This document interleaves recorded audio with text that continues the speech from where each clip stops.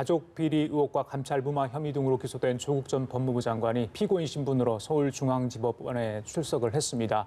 조 전 장관은 지난해 12월 기소된 지 약 4개월 만입니다. 네, 한편 오늘 오후에는 부인 정겸신 교수의 구속영장 추가 발부 여부가 결정됩니다. 이 관련 내용들 고현준 시사평론가와 잠시 짚어보겠습니다. 어서 오세요. 예, 안녕하세요. 예, 어서 오십시오. 자, 고평론가님, 보신 것처럼 조 전 장관 지난해 12월 기소됐고요. 4개월 정도 지나서 오늘 첫 재판. 지난번에 공판 준비기일 2번 있었는데 오늘 정식 재판이기 때문에 반드시 출석을 해야 돼서 오늘 나가는 모습 보셨습니다. 장관 지명 이후에 전방위적 수사 끝에 기소가 됐다. 고통스러운 시간이고 이유 불문하고 국민께 죄송하다 이런 얘기를 했습니다. 일단 이런 발언에 대해서 어떻게 좀 들으셨습니까? 일단은 뭐 지금 코로나19 상황이 워낙에 진작에 심각하게 진행이 되고 있고 조국 전 장관도 마스크를 착용하고 출석하는 모습 보셨을 테고요. 일단 이유 불문하고 사과한다. 이거는 뭐 공인의 입장에서 국민들께 어떤 우려를 드린 것 같아서 이 사과하는 부분은 충분히 뭐 이해가 되는 부분인데 장관 지명 이후에 검찰에서 이제 전방위적인 수사를 했다. 뭐 여기에는 이제 무리한 수사였다. 또 혹은 이 수사 과정에서 펼쳐졌던 여러 가지 뭐 언론에 흘려주고 언론이 그걸 받아쓰고 이 검찰 개혁을 주장하는 측에서는 계속해서 얘기하는 부분입니다. 이런 부분들에 대한 어떤 무리성 이런 것들을 또 한번 짚었고요. 이 과정에서 언론에 대해서 당부한다라는 얘기도 했습니다. 예. 이 검찰 측의 입장만을 계속해서 실어주지 말고 이 변호인 측의 어떤 이 반대되는 얘기도 함께 좀 실어달라라는 얘기예요. 이게 뭐냐면 그동안에 이제 검찰의 어떤 수사 관행에 대해서 비판을 할 때 언론의 일정 부분을 흘리고 그 언론이 받아쓰고 이 부분에 있어서 피의자에 대해서 이 망신주기라든지 여러 가지 이제 수사를 하는 과정 속에 이 언론 플레이를 한다라는 지적들이 있는 거거든요. 이 부분에 대해서 한번 짚은 것으로 보이고요. 오늘 말씀하신 것처럼 피고인으로는 첫 출석이기 때문에 뭐 공판에 있어서 제일 먼저 이제 피고인이 인증하는 절차가 있을 테고요. 오후에는 또 증인 신문이 예정이 돼 있거든요. 이런 부분들이 오늘 첫 공판, 이 첫 출석하는 공판이지만 굉장히 좀 치열하게 진행이 될 것으로 예측이 됩니다. 예, 오늘 조국 전 장관이 받고 있는 혐의가 뭐 총 11가지고 거기에 네. 또 새롭게 이제 감찰 무마 의혹 사건도 추가로 기소된 상황입니다.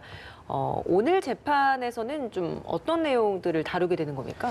검찰에서는 이제 소위 말하는 가족 비리 사건과 이 유재수 전 그 부산시 경제부시장에 대한 감찰 무마 의혹 이걸 병행해서 함께 재판을 하자라고 요구를 했었어요. 하지만 재판부에서는 이 하나하나 그 실체를 제대로 밝히는 것이 중요하다라고 하면서 오늘은 적어도 이 유재수 전 경제부시장에 대한 이 감찰 무마 의혹에 대한 심리만 진행이 된다라고 지금 이미 알려져 있는 상황이고요. 예. 오늘 이 관련해서 재판에 있어서 뭐 여러 가지 쟁점이 있겠습니다만 뭐 검찰의 주장과 이 조국 전 장관 측의 주장 서로 간의 주장은 계속해서 있는 것이고요.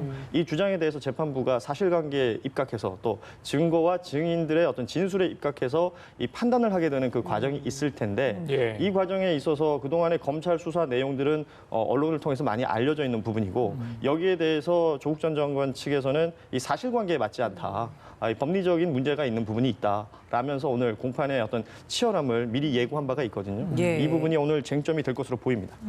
오늘 조국 전 장관 재판에는 백원우 민주연구원 부원장, 박형철 전 청와대 반부패 비서관도 함께 피고인 신분으로 출석을 합니다. 같이 뭐 불구속 기소가 됐기 때문에 나오게 되는데요. 방금 말씀하신 그런 내용들을 가지고 이제 쟁점이 검찰 측과 변호인 측 아마 다툼이 있을 것으로 보입니다. 오후에는 이 감찰 무마 의혹 관련해서 증인 신문 아까 말씀하신 것 있는데 이인걸 전 청와대 특감 반장이 나옵니다. 첫 번째 증인으로 채택이 된 것 같아요. 이유가 있을 것 같아요.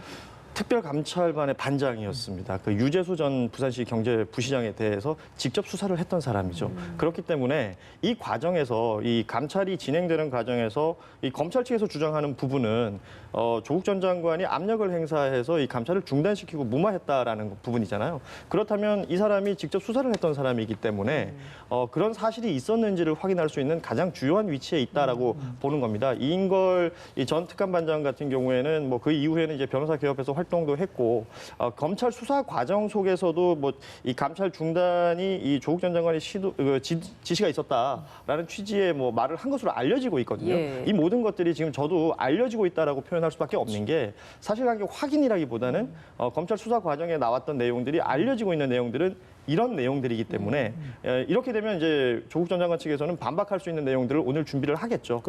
증인 신문에 대해서 검찰은 계속해서 압력에 의한 무마가 있었느냐를 물어볼 것이고 여기에 대한 어떤 직접적인 증거가 없다면 증인 진술이 그만큼 중요한 부분이기 되기 때문에 이 부분에 대한 신문이 펼쳐질 것으로 보이고요. 예. 이 변호인단에서도 그렇지 않다라는 부분을 또 주장하기 위한 증인 신문이 이어질 텐데 아주 중요한 증인이 첫 증인으로 나온다 이렇게 이해하시면 될 것 같아요. 예. 오늘 조국 전 장관이 출석하는 모습을 저희가 보여드릴 수 있었던 것도 불구속 상태에서 재판을 받기 그렇죠. 때문입니다. 앞서서 검찰은 이 감찰 무마 의혹과 관련해서 한 차례 구속영장을 청구를 했었는데 네. 이게 기각된 바 있습니다. 법원에서 기각됐던 사유가 뭐였었죠? 일단은 우리가 구속영장 얘기를 뭐 뉴스나 보도에서 많이 하잖아요. 이 구속영장이 인용될 때와 기각될 때 그 내용을 보면 일단 범죄의 상당성이 있어야 되죠. 그러니까 범죄가 형성이 됐는지를 봅니다. 그런 다음에 이 뭐 범죄 혐의가 있는 사람을 피의자라고 얘기를 하잖아요. 이 사람이 도주 우려가 있는가, 혹은 이 증거인멸의 우려가 있는가를 따지게 되는데 검찰에서는 충분히 그런 게 있으니 구속이 필요하다라고 얘기한 것이고요.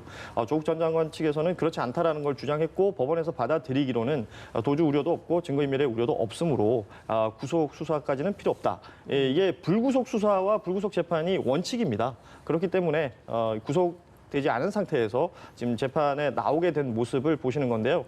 결과적으로 이 모든 내용들은 이제 수사 과정에서 나왔던 내용들과 그리고 이 사실관계를 확인할 수 있는 어떤 증거 혹은 증인의 진술 이런 부분들이 중요하기 때문에 피고인으로서 첫 출석한 거잖아요. 예. 그래서 오늘 공판이 그만큼 중요한 의미를 가지고 있는 것이죠.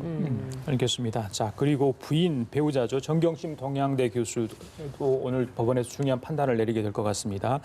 6개월간의 구속 기간이 10일 끝나게 5월 10일 날 끝이 나죠. 끝나게 되는 거죠. 거기에 대해서 추가 구속영장 발부 여부를 결정하게 되는데 지금 뭐 구명 탄원 청원이 7만 명이 넘었다고 그래요. 그렇습니다. 240쪽이다라는 구속 의견서가 있기 때문에 거기서 검찰과 지금 변호인 측이 어떻게 다툴지. 네. 자, 추가 구속영장을 발부해야 되냐 말아야 되냐.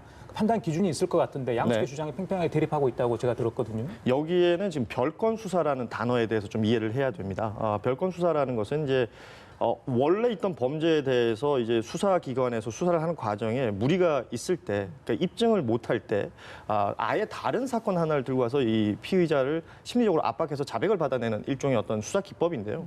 과거에 뭐 일제 시대에 독립투사들을 수사할 때 뭐 일제 순사들이 많이 썼던 방법이라고 알려져 있습니다. 이건 원칙적으로 절차에 맞지 않고 법적으로도 맞지 않다라는 지적은 있거든요. 예. 이 법치주의를 파괴하는 수사의 기법이다. 이런 얘기는 뭐 검찰 내에서도 많이 하는 얘기입니다. 그런데 지금 정경심 교수 측에서 주장하는 바가 바로 이거죠. 지금 그 또 다른 혐의를 추가해가지고 구속영장 또 청구하고 이 구속 기간을 연장시키는 건 별건 수사다. 고로 기존에 있었던 이 상황에 대해서 구속 기간이 만료되는 10일, 그러니까 이제 11일 자정이 되면 풀려나는 거거든요. 이것에 있어서는 그게 추가돼서는 안 된다라는 주장을 하고 있고 예. 여기서도 아주 원칙적인 증거인멸과 도주의 우려가 없으므로 구속 기간은 10일로 만료가 돼야 된다라는 게 정경심 교수 측의 주장인 것이죠. 알겠습니다. 자, 조국 전 장관 관련 재판 대담 여기서 좀 마치고요. 코로나19 리포트 전해드리고 고현준 우리 시사평론가와 함께 다시 얘기를 좀 나눠보도록 하겠습니다.